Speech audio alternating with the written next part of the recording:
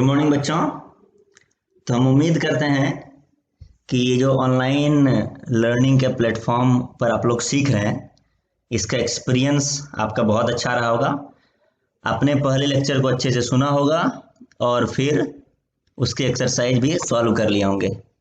तो आज हम देखिए हमारे सामने जो अभी स्क्रीन पर है वो है जो हमने लेक्चर 1 के आधार पर आपको कुछ एक्सरसाइज में क्वेश्चंस दिए थे, उनका डिटेल्ड सॉल्यूशन। ये देखिए, ये पहले यहाँ से यहाँ तक सब्जेक्टिव है और फिर सब्जेक्टिव के बाद इधर ऑब्जेक्टिव सॉल्यूशन है। तो ये जो सॉल्यूशन है इसका लिंक आपको मोबाइल पर भेज दिया जाएगा, इसका पीडीएफ कॉपी का लिंक भेज दिया जाएगा। तो आप लोग इस सॉल्यूशन को रेफर कर लेंगे और जो भी क्वेश्चन सॉल्व किए होंगे उसका आंसर की मैच करा लेंगे। इनमें से कुछ इंपॉर्टेंट क्वेश्चन जैसे सब्जेक्टिव का क्वेश्चन नंबर 5 और ऑब्जेक्टिव का क्वेश्चन नंबर 8 हम लोग अभी डिस्कस करेंगे। सभी क्वेश्चन का डिटेल डिस्कशन हम वीडियो में नहीं कर रहे हैं ताकि जो बच्चे सॉल्व कर लें उनका टाइम बचाया जा सके। तो चलिए चलते हैं सब्जेक्टिव का क्वेश्चन नंबर 5 पर। What is the effect of increasing external pressure on boiling point of a liquid? तो पहले समझा जाए कि बॉइलिंग पॉइंट क्या है। बॉइलिंग पॉइंट है ऐसा टेम्परेचर जब आप इस कंटेनर में रखे लिक्विड को गर्म करते हैं और गर्म करते करते लिक्विड के मॉलिक्यूल की एनर्जी बढ़ जाता है कि कोई भी मॉलिक्यूल इतना एनर्जेटिक हो जाता है कि वो डायरेक्टली एटमॉस्फेयर में जा सकता है। तो उस टेम्परेचर को बोलते हैं बॉइलिंग टेम्परेचर। तो ये जो लिक्विड का मॉलिक्यूल एटमॉस्फेयर तक जा रहा है इसको अपोज कौन करता है? इसको अपोज करता है एटमॉस्फेरिक प्रेशर। ऊपर से जो एटमॉस्फेयर के मॉलिक्यूल प्रेशर लगाते हैं, ठीक है। तो अब देखिए, अगर आप एटमॉस्फेयर के मॉलिक्यूल के द्वारा लगने वाला प्रेशर बढ़ा देंगे, यानी कि external pressure, increasing external pressure बढ़ा देंगे, तो क्या होगा कि इस मॉलिक्यूल को एटमॉस्फेयर में मिलने में परेशानी होगा, यानी बॉयल होने में परेशानी हो जाएगा। तो बॉयल होने में परेशानी होगा तो करना क्या पड़ेगा आपको और ज्यादा हीट, मोर हीट सप्लाई करना पड़ेगा। तो ज्यादा हीट सप्लाई करना पड़ेगा यानी टेम्परेचर ज्यादा बढ़ाना पड़ेगा। टेम्परेचर ज्यादा बढ़ाएंगे यानी कि आप बॉइलिंग पॉइंट बढ़ा रहे हैं। ये देख रहे हैं ना, ये एक्सटर्नल प्रेशर जो है, ये जो मॉलिक्यूल्स है ना, जो बॉयल होने वाले मॉलिक्यूल्स हैं, इनको बॉयल होने नहीं दे रहा है, इसको ऊपर उठने, एटमॉस्फेयर में जाने नहीं दे रहा है। तो एक्सटर्नल प्रेशर आप बढ़ाएंगे तो लिक्विड का बॉइलिंग पॉइंट बढ़ जाएगा। ऑब्जेक्टिव का क्वेश्चन नंबर 8 ये दिया हुआ है, the vapour pressure of a volatile substance. Volatile मतलब जो सब्सटेंस वेपर बन सकता है, at 27 degree centigrade and 127 degree centigrade. तो दो टेम्परेचर दे दिया, यानी कि T1 T2 दे दिया आपको। और उस T1 T2 पर वेपर प्रेशर या फिर वो इक्विलिब्रियम कांस्टेंट के बराबर होता है। याद आ रहा होगा आप लोगों को। तो वेपर प्रेशर का वैल्यू क्या है? ये है 2 and 4 atm रिस्पेक्टिवली। अब क्या पूछ रहा है? What will be the magnitude of average molar enthalpy of vaporisation. Basically enthalpy of vaporisation आपसे पूछा जा रहा है, ठीक है। तो आपको जैसे ही वेपर प्रेशर और टेम्परेचर के बारे में बात किया जाए तो आपको ये इक्वेशन याद आ जाना चाहिए, वेपर प्रेशर वर्सेस टेम्परेचर के लिए। तो इस इक्वेशन में देखो, ये है vapour pressure at temperature T2 और ये है vapour pressure at temperature T1। इसको हम लोग Kp भी लिख सकते हैं। याद आ रहा है आप लोगों को? Kp इक्विलिब्रियम कांस्टेंट ही वेपर प्रेशर होता है। तो देखो, ये T1 है और ये है T2। तो आप इस इक्वेशन में वैल्यू पुट करो तो देखो, log P2 vapour pressure at temperature T2 है 4 और टेम्परेचर T1 है 2, डेल्टा H वेपराइजेशन ये पूछा जा रहा है आपसे। इधर वैल्यू रख दिया आपने 2.303 R और T1 T2 देखिए, ये जो टेम्परेचर इधर दिया हुआ है ना, ये टेम्परेचर दिया हुआ है डिग्री सेंटीग्रेड में। आपको इधर वैल्यू किस में रखना है? वैल्यू रखना है केल्विन में, केल्विन टेम्परेचर वैल्यू रखना है। तो इधर आपने वैल्यू रख दिया केल्विन टेम्परेचर में और फिर इसको सॉल्व कर लिया तो आपको डेल्टा HV का वैल्यू निकल गया। तो इसका वैल्यू आ गया 829 R। तो कौन सा ऑप्शन सही हो गया? ये डी ऑप्शन सही हो गया। चलिए हम लोग पढ़ाई को आगे बढ़ाते हैं। अब हम लोग अगले टॉपिक की तरफ चलते हैं। तो हम लोग बात करने वाले हैं अगले टॉपिक में ड्राई गैस और मॉइस्ट गैस के बारे में। तो अगर आप एक कंटेनर जैसे यहां पर लिया हुआ है ना, दो कंटेनर हम लोग लेते हैं, इसको कंटेनर ए बोल देते हैं, इसको कंटेनर बी बोल देते हैं। तो कंटेनर ए में आपको क्या करना है, सिर्फ एक गैस भर देना है और ध्यान रखना है कि इसमें कोई भी लिक्विड नहीं भरना है, यानी लिक्विड या उसके मॉलिक्यूल, उसके वेपर भी नहीं भरना है। तो ये जो कहलाएगा जिसमें ओनली गैस है, तो ये कहलाएगा ड्राई। ठीक है। और आप एक दूसरा कंटेनर लेते हैं जिसमें ऊपर में इधर गैस भरा हुआ है, मान लीजिए इधर गैस है और इधर नीचे में लिक्विड भरा हुआ है। तो होगा क्या कि ये लिक्विड के जो मॉलिक्यूल है ना, वो धीरे धीरे वेपराइज होंगे, इवेपोरेट करेंगे, और ये जो इधर गैस है ना, इस गैस में लिक्विड के मॉलिक्यूल भी, ये देखिए ये लिक्विड के मॉलिक्यूल थे, ये इस गैस में लिक्विड के मॉलिक्यूल भी एंटर कर जाएंगे, कुछ लिक्विड के मॉलिक्यूल वेपराइज होकर के। तो ये जो गैस इधर बना है, ये वाला गैस, इसके बारे में बात कर रहे हैं, ये गैस जो है ये कहलाएगा मॉइस्ट गैस, ये मॉइस्ट कहलाएगा, या इसको बोलते हैं ह्यूमिड गैस। मॉइस्ट या बोलते हैं ह्यूमिड। आपने ह्यूमिड वर्ड सुना होगा पहले, हम लोग बोलते हैं ना कि एटमॉस्फेयर में ह्यूमिडिटी बढ़ गया है, तो इसका मतलब क्या है, तो हम लोग इसके मतलब के बारे में एक बार सीखते हैं कि ह्यूमिडिटी क्या है। तो यही दो कंटेनर हम लोग लेते हैं। इस बार जो कंटेनर ए है और जो कंटेनर बी है, हम लोग क्या करते हैं, कंटेनर ए में भी लिक्विड लेते हैं और कंटेनर बी में भी यहां तक हमने लिक्विड भर दिया, दोनों कंटेनर में लिक्विड भरा चला गया। तो होगा क्या, दोनों कंटेनर से इवेपोरेशन चालू हो जाएगा। तो इवेपोरेशन हो गया यानी कि लिक्विड से कुछ मॉलिक्यूल गैस में कन्वर्ट हो गए, यहां पर भी लिक्विड से कुछ मॉलिक्यूल गैस में कन्वर्ट हो गए कंटेनर बी में।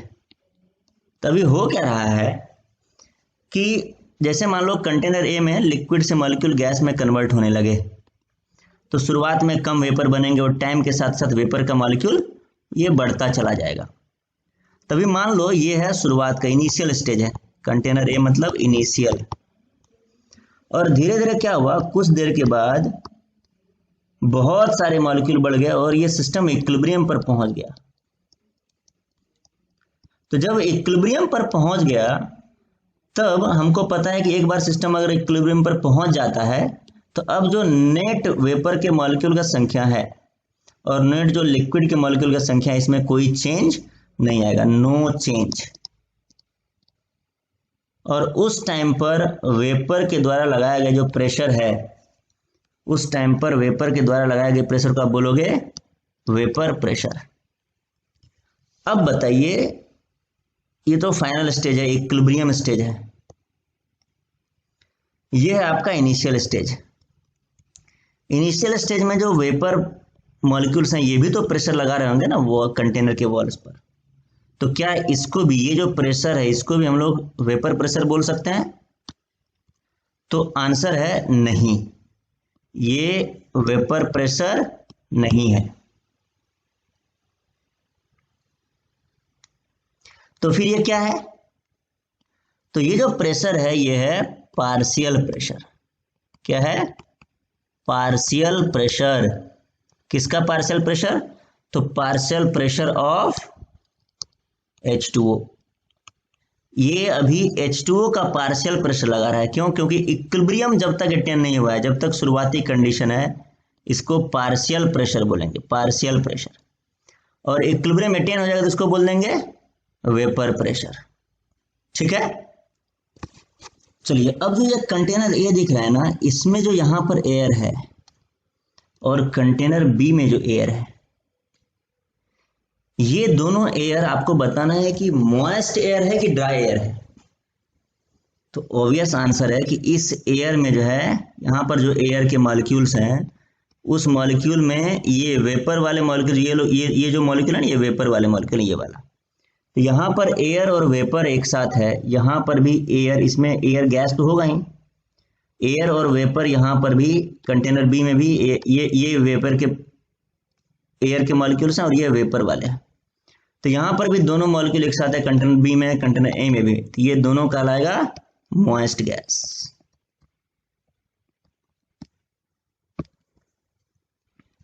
तो अब बात करते हैं कि मॉइस्चर किस में ज्यादा है, कंटेनर ए में ज्यादा मॉइस्चर है या फिर कंटेनर बी में ज्यादा मॉइस्चर है।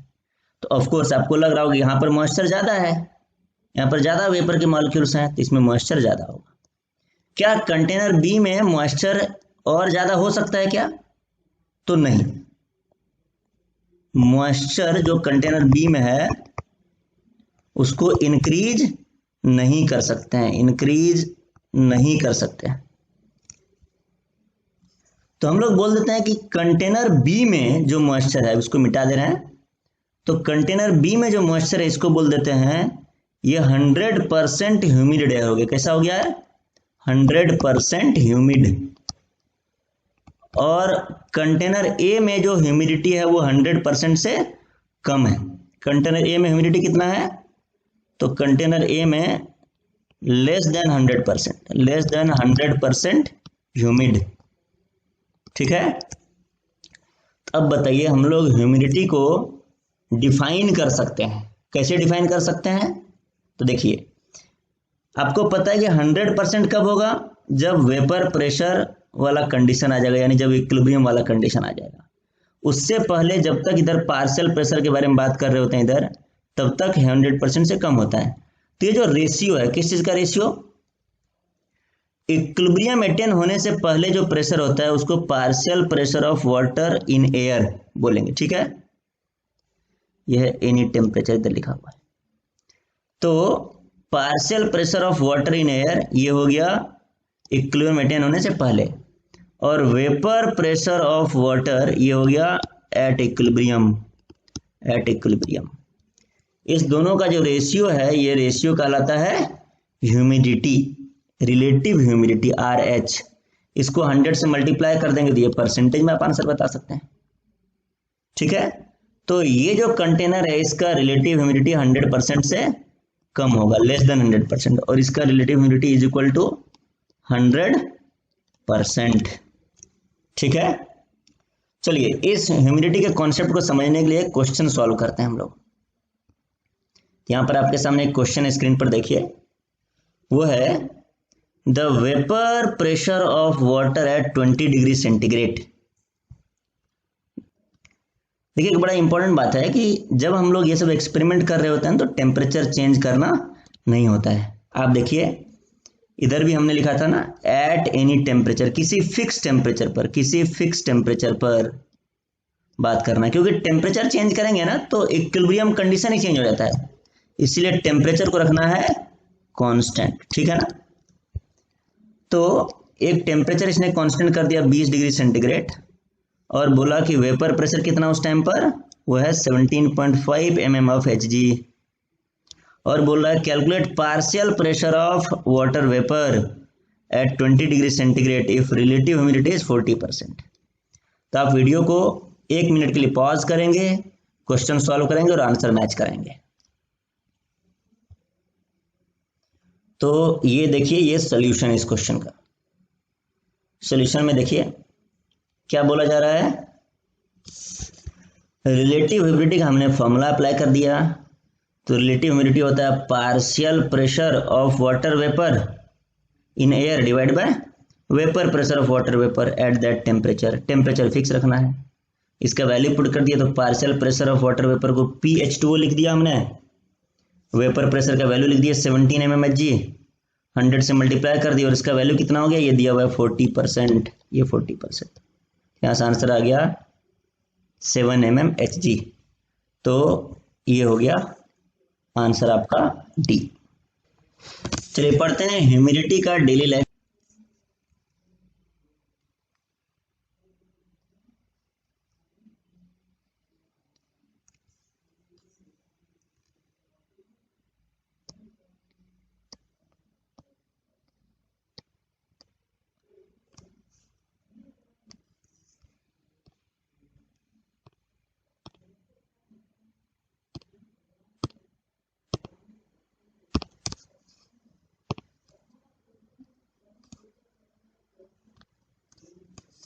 एक गीला, ये गीला एक तौलिया है, गीला तौलिया रख दिया जिसमें वाटर चिपका हुआ होगा बहुत सारा। तो बताइए क्या ये तौलिया सूखेगा क्या? इसी के अंदर ध्यान रखें कि तौलिया इसके अंदर रखना है। इस तौलिया सूखेगा क्या ये? तो आपको पता है कि चूंकि इक्विलिब्रियम मेंटेन हो गया है तो जो वेपर के मॉलिक्यूल्स ऑलरेडी यहाँ पर है उसका संख्या चेंज हो नहीं सकता है, वो बढ़ नहीं सकता है। तो आप बताइए कि ये जो वाटर इस तौलिया के साथ है क्या वो वेपराइज हो पाएगा? अगर वो वेपराइज हुआ तो वेपर के मॉलिक्यूल की संख्या बढ़ जाएगा, और इक्विलिब्रियम मेंटेन हो गया तो वेपर के मॉलिक्यूल की संख्या बढ़ नहीं सकता है। इसका मतलब ये तौलिया से ये जो वेपर हम लोग सोच रहे हैं बन जाएगा लिक्विड मॉलिक्यूल, ऐसा नहीं होगा। इसका मतलब ये तौलिया नहीं सूखेगा। तो ह्यूमिडिटी जब 100% है तो गीले कपड़े नहीं सूखेंगे। इसीलिए हम लोग बात करते हैं कि जितना ज्यादा ह्यूमिडिटी रहेगा, यानी कि greater the humidity it is difficult to dry wet cloth, गीला कपड़ा सुखाने में दिक्कत होगा। इसीलिए आप देखेंगे कि बारिश के दिनों में ह्यूमिडिटी ज्यादा होता है। रेनी सीजन का ह्यूमिडिटी ज्यादा होता है, ग्रेटर ह्यूमिडिटी, इसीलिए बारिश के दिनों में कपड़े नहीं सूखते। ठीक है, तो बच्चों अब जो हम लोग टॉपिक पढ़ने वाले हैं वो है वेपर प्रेशर ऑफ सॉल्यूशन। आपको याद हो इस चैप्टर का नाम है सॉल्यूशन। तो सॉल्यूशन का मतलब क्या है? बेसिकली कि आपको एक कंटेनर लेना है और उसमें दो कंपोनेंट लेना है। जैसे एक कंपोनेंट हमने मिला दिया, ये वाटर है मान लीजिए, ठीक है, ये वाटर है, इसके साथ एक और कंपोनेंट आप चाहें तो इसमें शुगर मिला सकते हैं, चाहे तो सॉल्ट मिला सकते हैं, चाहे तो आप इसमें दूसरा लिक्विड भी मिला सकते हैं। जैसे वाटर के अंदर आपने अल्कोहल या मिथेनॉल मिला दिया आपने, चलिए दूसरा कंपोनेंट लिख देते हैं हम लोग एक स्टार बना करके। तो दो कंपोनेंट जब मिल जाए, या दो से अधिक भी कंपोनेंट मिला सकते हैं, वाटर के अंदर आप नींबू मिला दो, चीनी मिला दो, पानी, ये तो तीन कंपोनेंट हो गए, वाटर, नींबू और चीनी, लेमन, वो जूस बन जाएगा, वो अच्छा जूस पी भी सकते हैं आप। तो ये एक से ज्यादा कंपोनेंट अगर रहे तो उसको बोलते हैं हम लोग, दिस रिफर्स टू सॉल्यूशन। ठीक है, तो हम लोग बात करने वाले हैं जब एक कंटेनर में सिर्फ वाटर न रहे, वाटर के साथ कुछ मिला हुआ रहे, वाटर यानी कि सॉल्वेंट, और साथ में एक सोल्यूट मिला रहे, प्लस सोल्यूट। ठीक है, तो जैसे सॉल्वेंट को फॉर एग्जांपल आपने वाटर ले लिया, सोल्यूट कुछ भी हो सकता है। जैसे सोल्यूट आप शुगर भी ले सकते हो, सॉल्ट भी ले सकते हो, या फिर कोई लिक्विड सोल्यूट यानी कि अल्कोहल भी ले सकते हो। ठीक है, तो ऐसे कई सारे कंपोनेंट ले सकते हैं आप। सॉल्वेंट भी जरूरी नहीं कि वाटर ही हो, दूसरा सॉल्वेंट भी ले सकते हैं। तो जब दो या उससे अधिक कंपोनेंट मिला रहेगा तब उसका वेपर प्रेशर कैसे निकालेंगे ये हमको पढ़ना है। तो ये जो निकालते हैं ये रॉल्ट के द्वारा किया गया एक एक्सपेरिमेंट था, उसके आधार पर निकालते हैं, उसको बोलते हैं हम लोग रॉल्ट्स लॉ। ठीक है, तो रॉल्ट्स लॉ को पढ़ने से पहले हम लोग कुछ सिंबल्स यूज करना सीखते हैं। बहुत सारे सिंबल्स यूज होंगे तो उसका मतलब समझते हैं पहले। तो चलिए देखते हैं, जैसे मान लें आपने एक कंटेनर लिया और उसमें दो कंपोनेंट मिला दिया। ठीक है, ये स्टार वाला एक कंपोनेंट है और डैश वाला एक दूसरा कंपोनेंट। ठीक है, तो ये दो कंपोनेंट मिला दिया, तो ये हो गया आपका सॉल्यूशन। ठीक है, तो हम लोग क्या करेंगे सॉल्यूशन में, जब भी हम लोग दो कंपोनेंट लेंगे तो सॉल्वेंट जो भी रहेगा उसको कंपोनेंट ए बोल देंगे। हमेशा कोई भी सॉल्वेंट हो उसको बोलेंगे कंपोनेंट ए, और हर बच्चे को यही सिंबल यूज करना है, ए मतलब सॉल्वेंट। उससे क्या होगा कि बाद में बहुत सारे फॉर्मूला बनेंगे जिसमें ए जब भी रिफर किया जाएगा तो हम लोग समझ जाएंगे सॉल्वेंट। तो ए मतलब सॉल्वेंट, तो moles of solvent, moles of A मतलब मोल्स ऑफ सॉल्वेंट, इसको सिंबल देंगे हम लोग एन। एन मतलब मोल्स और नीचे में लिख देना है आपको ए। ठीक है, मोल फ्रैक्शन ऑफ सॉल्वेंट यानी ए, तो मोल फ्रैक्शन के लिए सिंबल यूज करते हैं काई या फिर एक्स जैसा दिखता है वो एक्स, और नीचे लिख दोगे आप ए। ठीक है, ये नीचे लिखना है ए को। मोलर मास ऑफ ए यानी मोलर मास ऑफ सॉल्वेंट, क्या करना है एम कैपिटल लेना है और उसके नीचे में इधर लगाना है ए। अब बात करते हैं बी के लिए। सोल्यूट बोलेंगे कंपोनेंट बी को, या जो भी सोल्यूट आप लेंगे तो उसको कंपोनेंट बी बोल देंगे, ठीक है। मोल्स ऑफ बी को आप दिखाएंगे सिंबल से N B, mole fraction of B को दिखाएंगे एक्स या काई बी, और मोलर मास ऑफ बी को दिखाएंगे कैपिटल एम बी, ठीक है। ए मतलब सॉल्वेंट याद रखना है सबको, और बी मतलब सोल्यूट, ठीक है। आपको अगर डिसाइड करना हो कौन सा सॉल्वेंट, सॉल्वेंट किसको माने या सोल्यूट किस माने, सॉल्वेंट वर्सेस सोल्यूट, तो देखिए जब भी आपके पास एक कंपोनेंट लिक्विड है और दूसरा कंपोनेंट सॉलिड है, तो लिक्विड वाला बाय डिफॉल्ट हो जाएगा सॉल्वेंट और सॉलिड वाला हो जाएगा सोल्यूट। अब अगर मान लीजिए कि दोनों कंपोनेंट लिक्विड हैं, लिक्विड प्लस लिक्विड, तो किसको सॉल्वेंट मानेंगे? तब जो लिक्विड ज्यादा रहेगा, तो जो लिक्विड मोर रहेगा, ज्यादा अमाउंट में रहेगा, उसको मान लेंगे आप सॉल्वेंट, और जो लिक्विड रहेगा लेस अमाउंट में उसको मान लेंगे आप सोल्यूट, ठीक है। चलिए अब अगर दोनों लिक्विड बराबर हो गया तो अब फिर आप किसी को भी सॉल्वेंट किसी को भी सोल्यूट मान सकते हैं। चलिए अब हमारे पास इस कंटेनर में देखिए यहां पर जो है ना ये सॉल्यूशन है, ये क्या है सॉल्यूशन, ये सॉल्वेंट या सोल्यूट नहीं है, क्या है ये सॉल्यूशन। तो अब आपने सॉल्यूशन लिया तो ये भी वेपराइज होगा, और ये है सॉल्यूशन के वेपर के मॉलिक्यूल्स, ये सॉल्यूशन के मॉलिक्यूल जो वेपराइज हुए हैं। तो अब सॉल्यूशन को जब आप एक कंटेनर में लेंगे तो यहां पर आपको दो चीज क्लियर कट दिखाई देगा, एक तो वेपर फेज जिसको वेपर बोलते हैं, ये जो वेपर है, और दूसरा है लिक्विड फेज, ठीक है। ध्यान रहे कि ये जो वेपर फेज बना है ये लिक्विड के इवेपोरेशन से ही बना है। तो अब हम लोग वेपर फेज और लिक्विड फेज के बारे में बात करते हैं। तो एक टर्म आता है कि वेपर फेज का क्या कंपोजिशन है, यानी कि वेपर फेज में क्या क्या है। तो देखिए वेपर फेज में जैसे आपने ये जो लिक्विड लिया, ये जो सॉल्यूशन लिया है ना आपने, इस सॉल्यूशन में दो कंपोनेंट होंगे ए और बी, तो वेपर में भी दो कंपोनेंट चला जाएगा ए और बी, ठीक है। तो वेपर फेज में वेपर में जो ए गया है उसका मोल फ्रैक्शन आपको लिखना है वाई ए, और वेपर फेज में जो बी गया है उसका मोल फ्रैक्शन लिखना है वाई बी, यानी कि वाई मतलब वेपर फेज के बारे में बात कर रहा है, वेपर के अंदर ए का मोल फ्रैक्शन और वेपर के अंदर बी का मोल फ्रैक्शन। अच्छा, लिक्विड के अंदर जो कंपोनेंट ए होगा यानी जो सॉल्वेंट होगा उसका मोल फ्रैक्शन लिखना है एक्स ए, और लिक्विड के अंदर जो कंपोनेंट बी है उसका मोल फ्रैक्शन लिखना है एक्स बी। इसी को हम और डिटेल में अगर दिखाना चाहें तो देखिए ये है आपके पास सॉल्यूशन जिसमें दो कंपोनेंट, देखिए इस बार हमने कलर यूज किया है। तो ये जो कलर है ना, ये जो आपको कलर नीचे दिखाई दे रहा है यहाँ पर, ये कलर है सॉल्वेंट लिक्विड फेज के लिए, जिसमें सॉल्वेंट प्लस सोल्यूट दोनों है, और ये जो रेड कलर है वो है वेपर फेज के लिए जिसमें सॉल्वेंट प्लस सोल्यूट कौन है दोनों है। तो देखिए ये जो लिक्विड में बड़े मॉलिक्यूल दिख रहे हैं ना, ये है कंपोनेंट ए, और ये जो छोटे मॉलिक्यूल दिख रहे हैं लिक्विड में वो है कंपोनेंट बी। छोटा मतलब बी, बड़ा मतलब ए। वैसे ही जो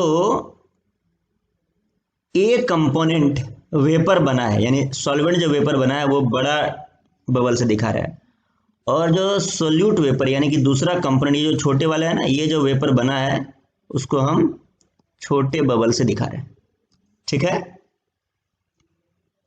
तो ये देखिए बड़े कंपोनेंट से बड़ा वेपर का मॉलिक्यूल और छोटे कंपोनेंट से छोटा वेपर का मॉलिक्यूल, ये दिखाने के समझने के लिए।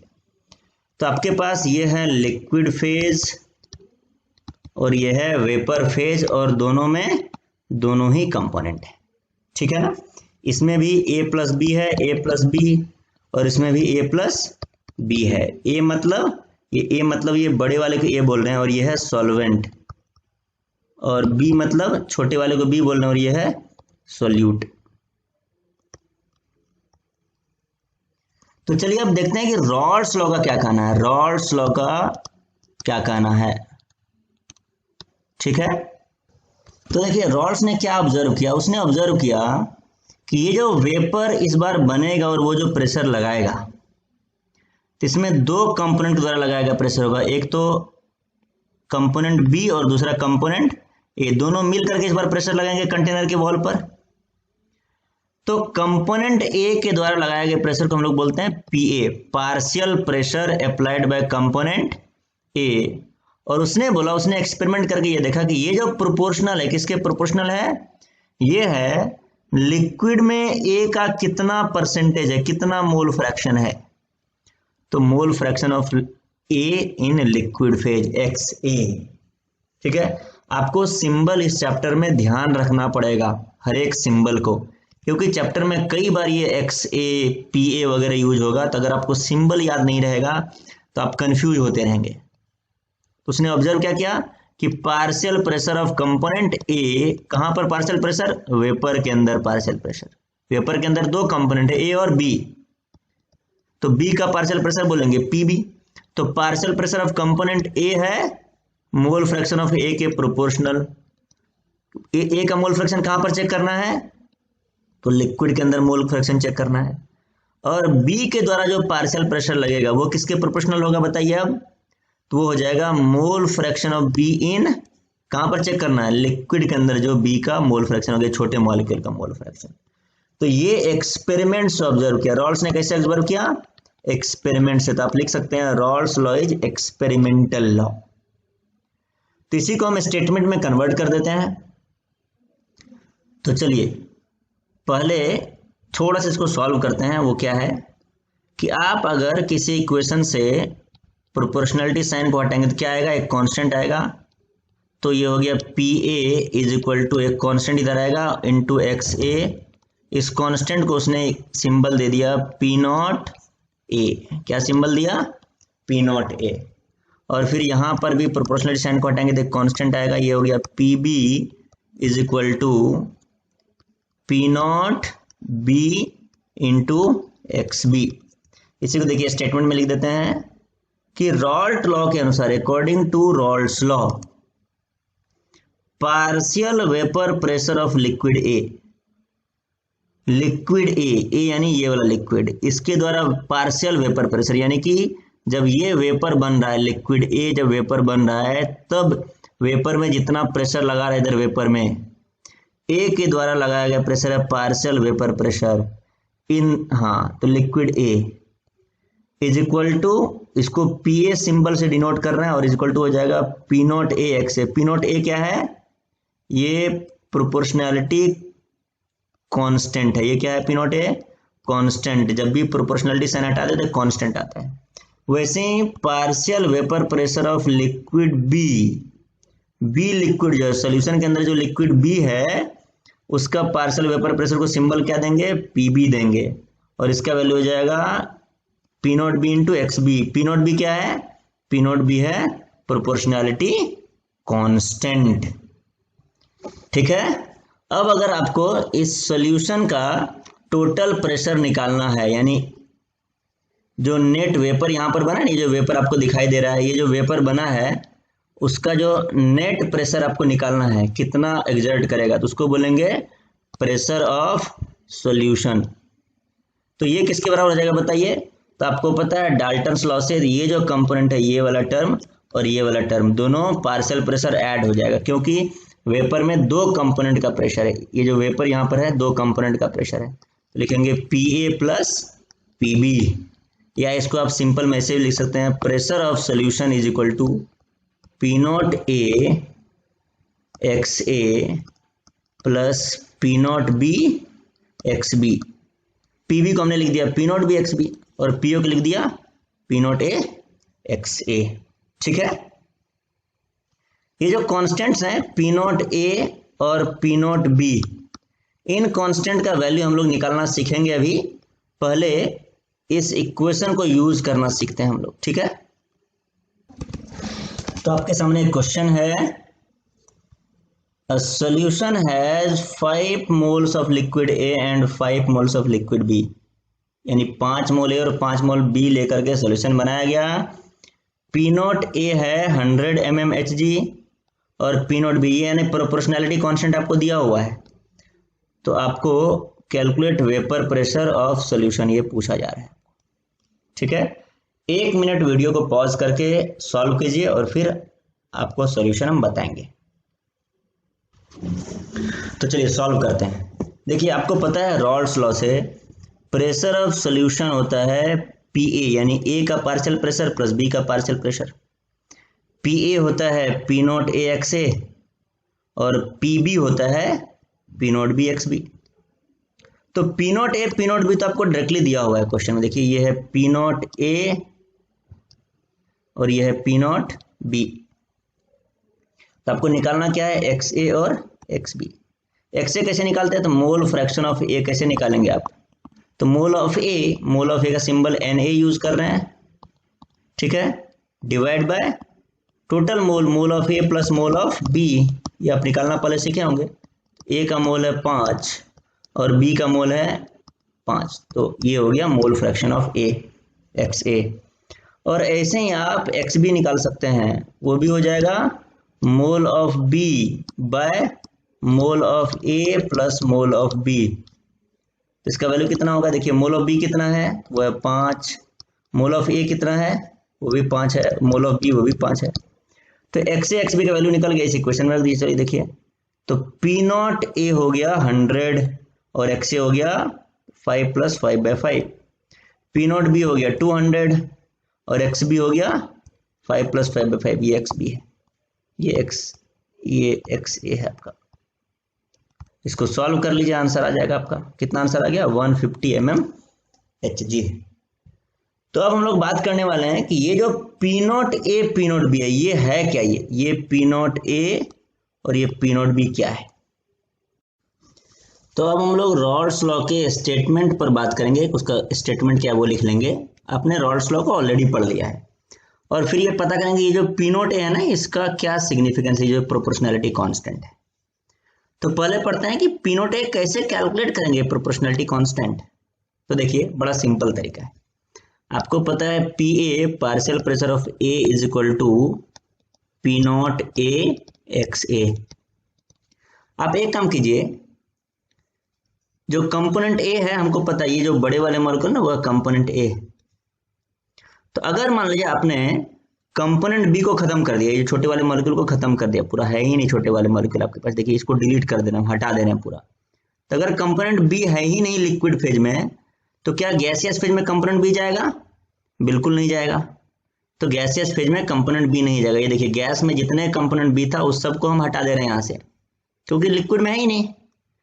तो जब गैसियस कंपोनेंट में, जब गैस में कंपोनेंट बी नहीं जाएगा तो फिर क्या होगा, यहाँ पर सिर्फ ए है और यहाँ पर भी सिर्फ ए है, ओनली ए इधर भी है, ओनली ए इधर भी है। तो आपका मोल फ्रैक्शन ऑफ ए कितना हो जाएगा, ये हो जाएगा 1, यानी कि P A is equal to P not A, X A is equal to 1। तो मतलब क्या हुआ, जब एक्स ए 1 है, एक्स ए 1 मतलब कंपोनेंट ए को आपने प्योर स्टेट में लिया, प्योर कंपोनेंट ए ले लिया, तब जो प्रेशर मिलेगा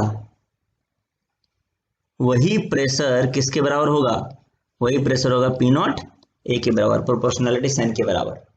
तो पी नॉट ए को क्या लिखेंगे हम लोग, लिख लेते हैं नीचे में। तो पी नॉट ए को लिखेंगे vapour pressure of pure A. Clear है। अब उसी तरीके से हम लोग पी नॉट बी भी निकाल सकते हैं। तो पी नॉट बी निकालने के लिए हम लोग क्या करते हैं कि जो ए कंपोनेंट है ना, ए बड़ा वाला जो कंपोनेंट है उसको हटा देते हैं। तो हम लोग क्या करते हैं, ये देखिए जो बड़े वाले कंपोनेंट है लिक्विड से उसको हटा देते हैं। तो जब बड़े वाले कंपोनेंट लिक्विड में नहीं रहेंगे तो क्या ये वेपर में जाएगा, नहीं जाएगा, वेपर में भी नहीं जाएगा। ठीक है, तो होगा क्या, जब वेपर में भी ये बड़े वाला कंपोनेंट वेपर में नहीं गया तो लिक्विड में सिर्फ छोटा वाला कंपोनेंट बचा है जिसको बी बोल रहे हैं। तो एक्स बी कितना हो गया, एक्स बी हो गया 1, एक ही कंपोनेंट है उसका मोल फ्रैक्शन 1 हो गया। तो आपका ये इक्वेशन कन्वर्ट हो गया, P B is equal to P not B X B.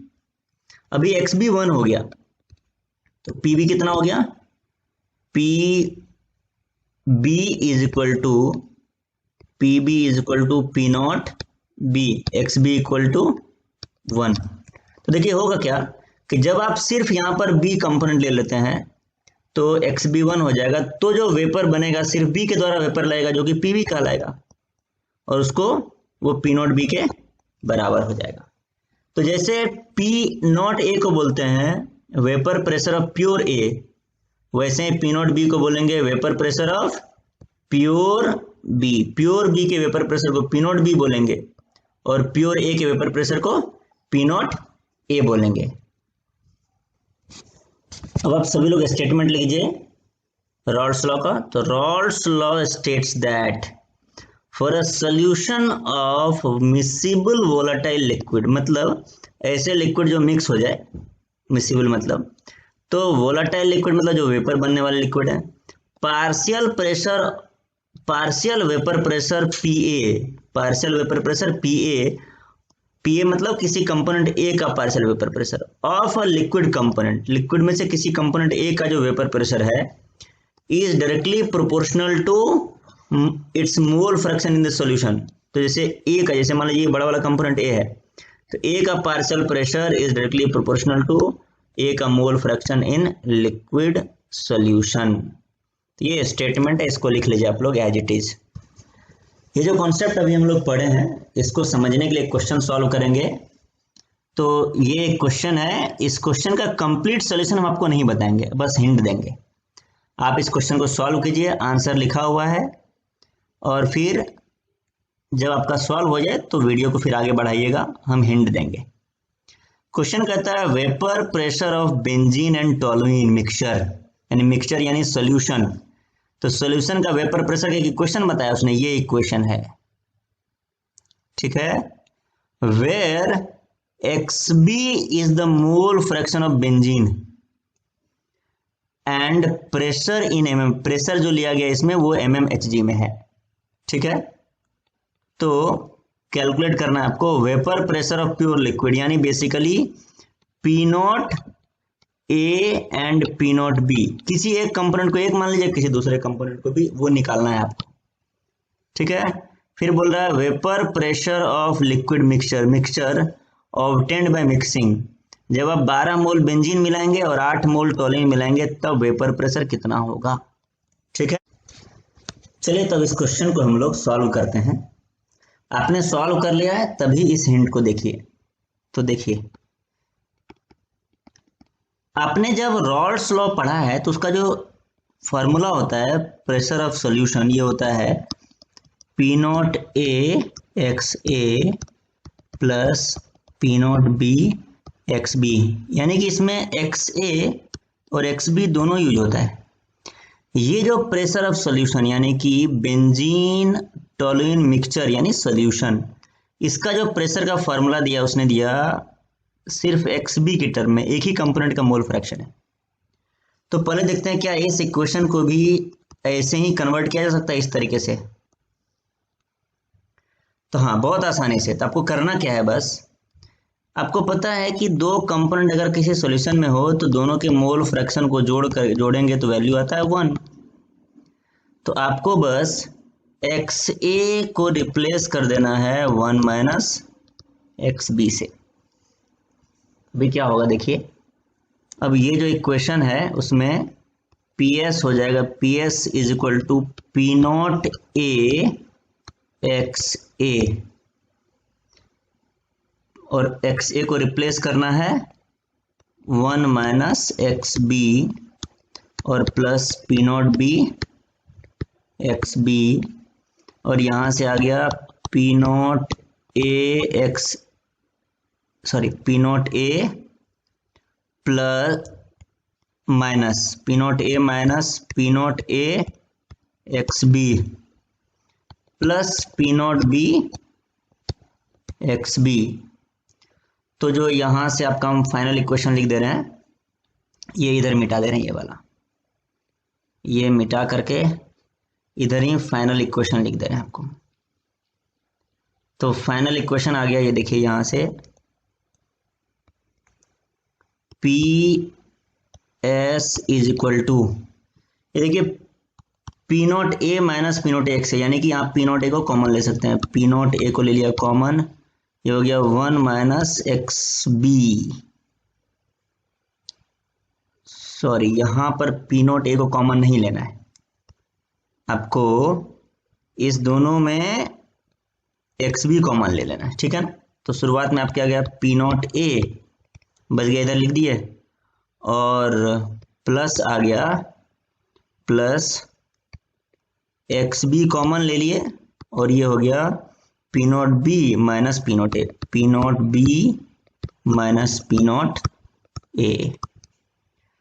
तो देखिए इस तरीके से आपका जो फाइनल ये वाला इक्वेशन था ओरिजिनल रॉल्स लॉ का, ये वाला वो ऐसे में कन्वर्ट हो गया है। इसमें एक ही कंपोनेंट का मोल फ्रैक्शन है। तब क्वेश्चन सॉल्व करना आपके लिए बड़ा ही आसान है। क्या, पी नॉट ए, अब मान लीजिए देखिए बी को मान ले जाए बेंजीन, और टॉलुइन को मान लीजिए ए इक्वल टू टॉलुइन, ठीक है। तो देखिए बी बेंजीन है, तो देखिए ये यहां पर, अब इस दोनों इक्वेशन का कंपेयर कर दीजिए आप। कौन से दो इक्वेशन का, ये जो इक्वेशन है इसका इसके साथ कंपेयर कर दीजिए। तो देखिए क्या होगा, ये है प्रेशर ऑफ सॉल्यूशन, ये सॉल्यूशन का प्रेशर है, ये 90 अकेला है, तो ये क्या है पी नॉट ए है, ए यानी टॉलुइन का वेपर प्रेशर। तो देखिए टॉलुइन का वेपर प्रेशर आंसर मैच कर गया, टॉलुइन का वेपर प्रेशर कितना है 90, ठीक है। अब जब टॉलुइन का वेपर प्रेशर 90 हो जाएगा तो आपको बेंजीन का वेपर प्रेशर यानी पी नॉट बी, तो देखिए एक्स बी के साथ क्या है, एक्स बी के साथ है ये वाला टर्म, तो P not B minus P not A, P not A तो निकल गया है, इसी को हम लोग बोल रहे हैं पी नॉट ए। तो पी नॉट ए देखिए P not A P not B का डिफरेंस ये कितना है, ये है 180, ठीक है। तो इसको आप चलिए हम सॉल्व कर दे रहे हैं, 180 is equal to P not B minus P not A, 180 is equal to P not B minus P not A, और पी नॉट ए निकल चुका है तो पी नॉट बी निकालना है, पी नॉट बी हो जाएगा 180 प्लस पी नॉट ए, और पी नॉट ए कितना निकालें 90, तो 180 प्लस 90 कितना हो गया, 180 प्लस 90 हो गया 270,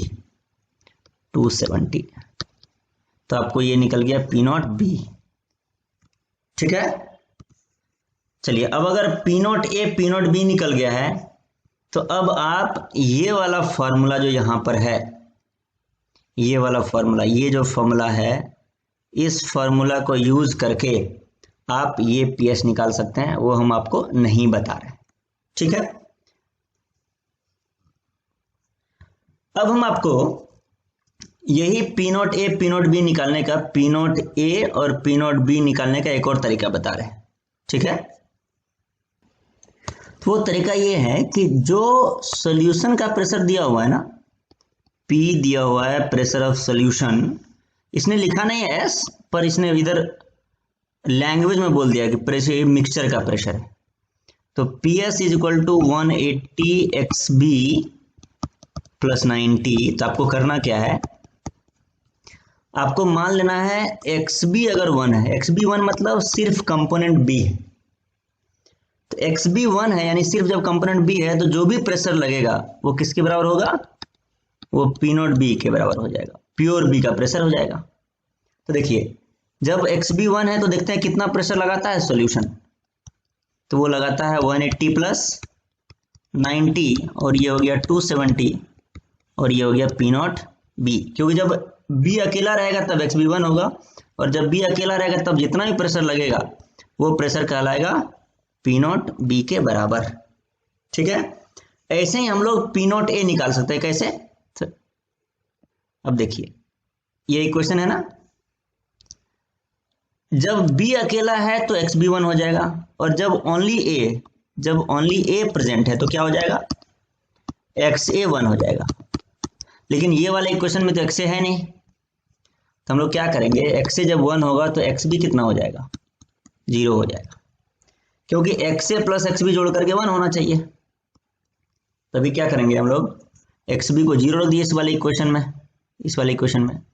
तो आपका पी टोटल जो सॉल्यूशन का प्रेशर है वो आ जाएगा 180 से 0 मल्टीप्लाई कर दिया, हो गया 0 + 90, कितना हो गया 90। यानी जब एक्स ए अकेला था, जब ए अकेला था तो टोटल प्रेशर 90 के बराबर है, यानी कि ये 90 क्या है, ये पी नॉट ए के बराबर है। तो 90 है पी नॉट ए, ए मतलब टोलुइन था और बी मतलब बेंजीन था। ठीक है, प्रेशर ऑफ सॉल्यूशन। अब आप ये वाला फॉर्मूला, या तो ये वाला फॉर्मूला यूज कर लीजिए, इधर दिया हुआ है, या फिर P S is equal to P not X A plus P not B X B use कर लीजिए, निकाल लेंगे। ठीक है, चलिए अभी एक छोटा सा कॉन्सेप्ट बात करते हैं, volatility vapour pressure of pure component, यानी कि P not A, P not B और पी नॉट बी एंड ये बॉइलिंग पॉइंट क्या है, इन तीनों में क्या रिलेशन है। तो हम लोग 2 कंटेनर लेते हैं,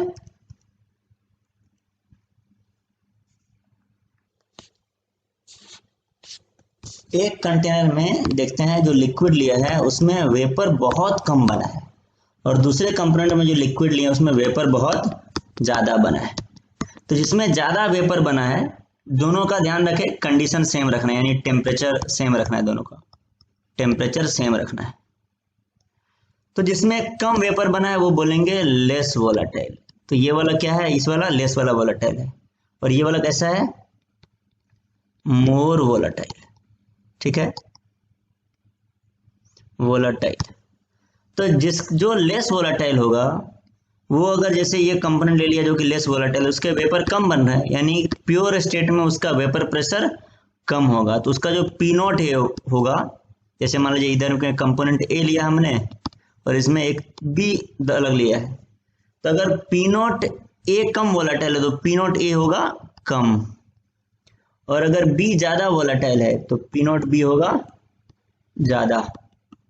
ठीक है, जो कम वोलाटाइल है, जो वेपर आसानी से नहीं बन रहा है, उसको बॉयल करना डिफिकल्ट होगा, यानी कि ज्यादा गर्म करेंगे तब बॉयल होगा, तो इसका टेम्परेचर बॉइलिंग पॉइंट बीपी जो होगा, इसका बॉइलिंग टेम्परेचर या फिर जिसको बॉइलिंग पॉइंट बोलते हैं, इसका जो बीपी होगा वो ज्यादा होगा, और इसका जो बीपी होगा, क्योंकि इसका वेपर आसानी से बन जा रहा है, आसानी से वेपर बन जा रहा है, तो इसको थोड़ा सा गर्म करेंगे, हल्का सा टेम्परेचर देंगे, बॉयल कर जाएगा, तो इसका बॉइलिंग पॉइंट कम होगा, आसानी से बॉयल हो जाएगा।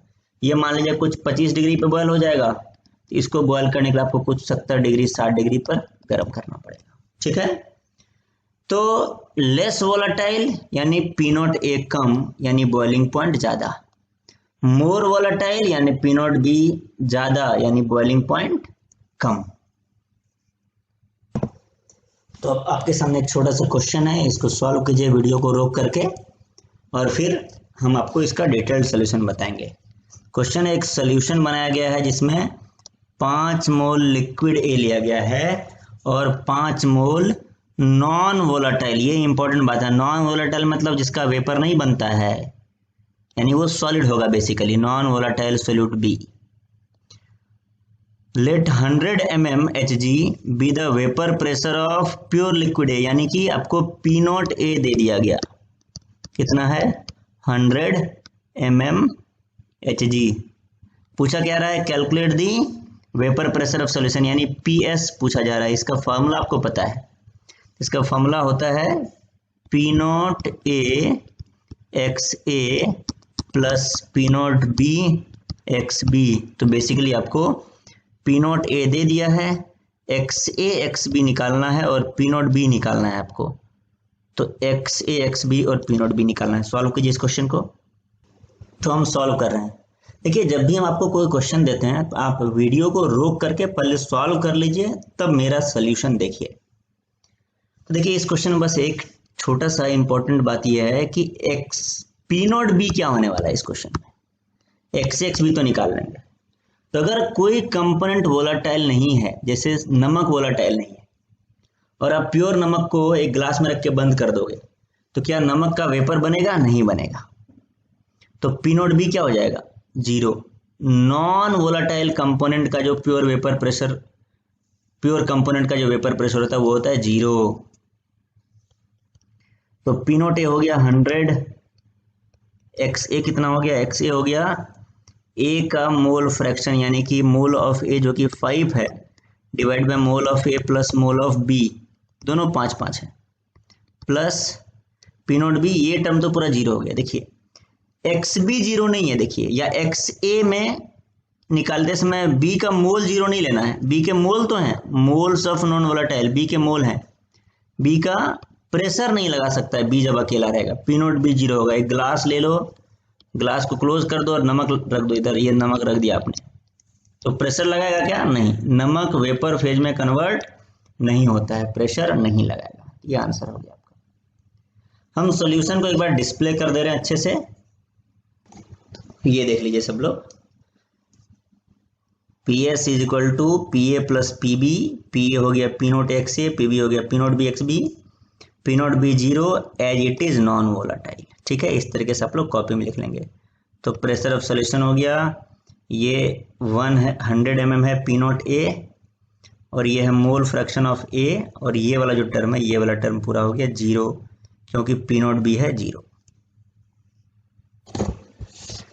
अब आगे हम लोग पढ़ने जा रहे हैं कंपोजिशन ऑफ वेपर फेज। आपको याद आया, ये है वेपर फेज जिसमें दो कंपोनेंट है। कौन से कंपोनेंट, ये छोटा वाला कंपोनेंट बी और बड़ा वाला कंपोनेंट ए, और इधर भी दो कंपोनेंट है, ये बड़ा वाला कंपोनेंट ए लिक्विड स्टेट में और छोटा वाला कंपोनेंट बी। तो ये हो गया वेपर फेज, वेपर फेज, और ये हो गया लिक्विड फेज। लिक्विड फेज का जो कंपोजिशन होता है वो, कंपोजिशन मतलब ए और बी का क्या रेशियो है, तो वो उसको दिखाते हैं एक्स ए एक्स बी से, और वेपर फेज में जो कंपोजिशन होता है उसको दिखाते हैं वाई ए और वाई बी से। तो हम लोग को ये कैलकुलेट करना है वाई ए क्या होगा, वाई बी क्या होगा। तो चलते हैं हम लोग रॉल्स लॉ पर, रॉल्स लॉ को एक बार देखते हैं, फिर से एनालाइज करते हैं मैथमेटिकली, और वाई ए और वाई बी को कैलकुलेट करते हैं।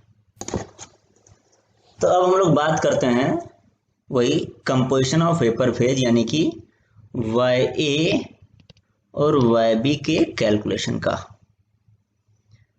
तो देखिए टोटल जो प्रेशर है, total vapour pressure of solution PS, इसको पीएस मान लिया हमने, ये टोटल प्रेशर है, और वाई वाई बी क्या है, वेपर फेज का कंपोजिशन। तब आप लिक्विड फेज को एक मिनट के लिए भूल जाइए, इसको भूल जाइए आप, ठीक है। आप सिर्फ वेपर फेज, ये आप ध्यान कीजिए कि यहाँ पर एक गैस है जिसमें दो कंपोनेंट है, ये छोटा वाला कंपोनेंट है बी और बड़ा वाला कंपोनेंट ये है ए है, ए और बी नाम के दो कंपोनेंट है, ये ए और ये है बी। तो अगर यहाँ का टोटल प्रेशर, यहाँ का टोटल प्रेशर अगर पी एस है, तो अकॉर्डिंग टू डाल्टन्स लॉ किसी कंपोनेंट का प्रेशर, पार्शियल प्रेशर ऑफ ए होता है मोल फ्रैक्शन ऑफ ए, यानी कि यहाँ पर मोल फ्रैक्शन ए है, वाई ए है, और पी टोटल होता है, ये पढ़ा है आपने, partial pressure of A is equal to mole fraction of A into total pressure. तो यहाँ का टोटल प्रेशर जो है उसको हम लोग पीटी नहीं लिख करके पीएस लिख रहे हैं, सोल्यूशन का टोटल प्रेशर। ये हो गया पीएस, और ये हो गया वाई ए यानी मोल फ्रैक्शन ऑफ ए, और ये हो गया पार्शियल प्रेशर ऑफ ए। वैसे ही आप एग्जैक्टली लिख सकते हैं बी के बारे में कि P B is equal to Y B, यानी कि यहाँ पर जो बी का मोल फ्रैक्शन है, और इंटू पी टोटल यानी कि प्रेशर ऑफ सोल्यूशन। ये डाल्टन्स लॉ से आता है, कहाँ से आता है ये है डाल्टन्स लॉ, आपने गैसेस स्टेट क्लास 11th में पढ़ा होगा डाल्टन्स लॉ, ठीक है। अब देखिए रॉल्स लॉ क्या कहता है, रॉल्स लॉ बोलता है कि जो पी ए है वो है पी नोट एक्स ए, ये रॉल्स लॉ से। एक्स ए क्या है, एक्स ए लिक्विड के अंदर ए का मोल फ्रैक्शन, जिसको अभी हम लोग भूल रहे हैं थोड़ा देर के लिए। और डाल्टन्स लॉ क्या बोलता है, वो बोलता है P A is equal to sorry, ये डाल्टन्स लॉ नहीं, ये डाल्टन्स लॉ इधर बता रहा है, ये P A is equal to Y A into P S, Y A into P S. तो यहाँ से क्या हो गया, देखिए इस दोनों इक्वेशन को यूज कर लीजिए आप, और एक्स ए यहाँ से निकल गया Y A P S by P not A. अब वही सेम बात आप बी के लिए भी कर सकते हैं कि पी बी रॉल्स लॉ के अनुसार is equal to P not B X B, और डाल्टन्स लॉ के अनुसार ये वाला देखिए, ये डाल्टन्स लॉ के अनुसार P B is equal to Y B into P S, Y B into P S. यहाँ से आप एक्स बी निकाल लीजिए इस दोनों को इक्वेट करके, ठीक है। और फिर ये दो इक्वेशन मिल गया आपको, एक एक्स बी के लिए, एक एक्स ए के लिए। अब आपको आइडिया लग रहा होगा क्या करना है हमको, तो हमको निकालना है वाई ए और वाई बी, ये वाई ए और ये वाई बी निकालना है। तो अब क्या कीजिए, एक्स ए एक्स बी को जोड़ करके 1 कर देते हैं हम लोग। तो ये देखिए हमने X A plus X B को जोड़ करके 1 कर दिया। लिक्विड के अंदर X O plus X B 1 होता है ना, तो ये हो गया 1। तो यहाँ से इस दोनों को जोड़ करके एक्स ए एक्स बी का वैल्यू जो था इधर उसको जोड़ के 1 कर दिया। तो यहाँ पर एक नया इक्वेशन बन गया। वो इक्वेशन बना 1 by pressure of solution is equal to Y B by P not B plus Y A by P not A. तो यहाँ पर देखिए आपको P not A P not B पता होता है, एक्स ए एक्स बी आपको दिया जाता है।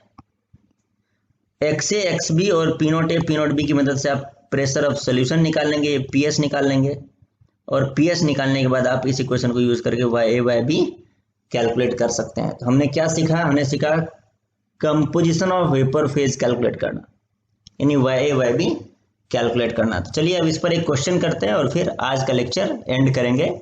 लेक्चर के एंड में हम आपको लेक्चर के बाद हम आपको एक पीडीएफ फाइल भेज देंगे जिसमें आपका आज के पढ़ाई के आधार पर असाइनमेंट होगा। तो आप लोग इसको सॉल्व करके आइएगा, अगले क्लास में हम लोग मिलेंगे, ठीक है। तो अभी हम लोग एक क्वेश्चन सॉल्व करते हैं। तो क्वेश्चन है a solution has 5 moles of liquid A, 5 moles of liquid B. Let 100 mm be the vapor pressure of pure component A, यानी कि P नॉट A दे दिया गया आपको 100 mm, 100, and 200 mm is the vapor pressure of pure liquid B, यानी P not B हो गया 200 mm। क्या पूछ रहा है, calculate the vapour pressure of solution. पहले पीएस पूछ रहा है, पीएस आपको निकालना है। फिर क्या पूछ रहा है, also calculate the composition of vapour phase, यानी कि उसके बाद वाई ए और वाई बी निकालना है। तो सबसे पहले आप लोग पीएस निकाल लीजिए, ठीक है। तो हम उम्मीद करते हैं कि आप लोग सॉल्व कर लिए हैं। अब देखिए पहले पीएस निकालते हैं, यानी कि टोटल जो वेपर प्रेशर यहाँ पर लग रहा है ये वेपर फेज में। तो आपको पता है कि पीएस का इक्वेशन होता है पीए प्लस पीबी, और पीए होता है P not A X A, P not B X B. P not A P not B दिया हुआ है, एक है 100 पी नॉट ए और पी नॉट बी है 200, और मोल फ्रैक्शन ऑफ ए। तो मोल फ्रैक्शन ऑफ ए हो गया मोल ऑफ ए जो कि 5 मोल है, और mole of A plus mole of B 5 + 5 हो गया। वैसे ही मोल फ्रैक्शन ऑफ बी हो गया mole of B by mole of A plus mole of B, 5 + 5 हो गया। तो यहाँ से पीएस निकल गया 150 mmHg। अब अगर आप पीएस निकाल लिए तब आप निकाल सकते हैं वाई ए वाई बी। तो उसके लिए इक्वेशन क्या है, तो ये देखिए ये इक्वेशन हमने सॉल्व किया था। तो ये जो इक्वेशन है देखिए इसको आपको याद रखना, इक्वेशन को बड़ा इंपॉर्टेंट है। 1/PS is equal to Y B by P not B plus Y A by P not A. तो P not A P not B पता है आपको 100 और 200, और वाई बी वाई कैसे निकालेंगे, तो आपको पीएस भी पता चल गया इस बार। कितना है पीएस 150। तो वाई बी और वाई दो अननोन है इस इक्वेशन में। तो आप लोग क्या कर सकते हो, पहले वाई बी निकाल सकते हो। कैसे वाई बी निकालोगे, तो वाई ए की जगह पर आपको पता है कि Y A plus Y B. आप लोग सिर्फ वेपर स्टेट को देख रहे हो, लिक्विड स्टेट को नहीं देखना है, ठीक है ना। लिक्विड स्टेट आपके लिए गायब हो चुका है। तो वेपर स्टेट में दो कंपोनेंट है ए बी, तो दोनों के मोल फ्रैक्शन को जोड़ करके 1 आएगा। Y plus Y B is equal to 1। तो Y A plus Y B को 1 कर देना है, और यहाँ पर वाई ए की जगह पर लिख देना है 1 minus Y is equal to 1 minus Y B. तो वहाँ से वाई बी निकल जाएगा और फिर वाई बी आ जाएगा, तो फिर वाई ए भी आपका आ जाएगा, ठीक है। तो आप लिख देंगे 1/PS हो गया, PS 150, 1/150 is equal to Y B यानी ये निकालना है हमें, बाय पी नॉट बी है। पी नॉट बी कितना है 200 प्लस वाई ए की जगह पर आपको लिखना है 1 माइनस वाई बी। वाई की जगह पर लिखना है 1 माइनस वाई बी, और पी नॉट ए यहाँ पर लिखना है वो है 100। और यहाँ से आपको क्या सॉल्व हो जाएगा, वाई बी का वैल्यू निकल जाएगा। आ गया 2/3। अब वाई बी 2/3 आ गया तो आपको पता है कि Y A plus Y B होता है 1, तो यहाँ से वाई ए आ गया 1 माइनस 2/3, 1/3। ये वेपर फेज का कंपोजिशन निकल गया। ठीक है, चलिए थैंक यू वेरी मच। अब हम लोग अगले क्लास में मिलेंगे। तो अभी आपके सामने जो स्क्रीन पर है वो आज के पढ़ाई के आधार पर जो असाइनमेंट है वो है। तो आप इस असाइनमेंट को चाहे तो वीडियो से नोट डाउन कर सकते हैं या फिर कल आपको लिंक भेज दिया जाएगा, वहां से पीडीएफ डाउनलोड कर लीजिएगा। तो ये है सब्जेक्टिव क्वेश्चंस, टोटल 5 हैं और फिर 8 ऑब्जेक्टिव क्वेश्चन हैं